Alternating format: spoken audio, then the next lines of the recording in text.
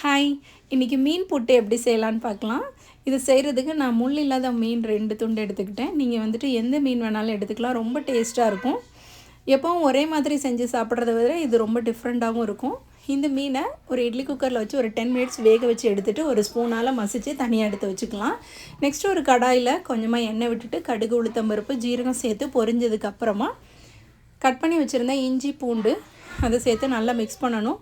ஒரு பெரிய வெங்காயம் சேர்த்து நல்லா வதக்கிட்டு இது கூட ஒரு 3 காஞ்ச மிளகாய் கிள்ளி போட்டு நல்லா வதக்கணும்.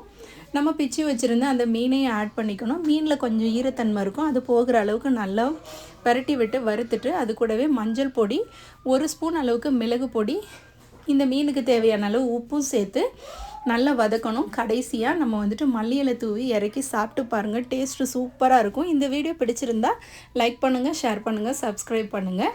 கண்டிப்பாக ட்ரை பண்ணி பாருங்கள். தேங்க்யூ.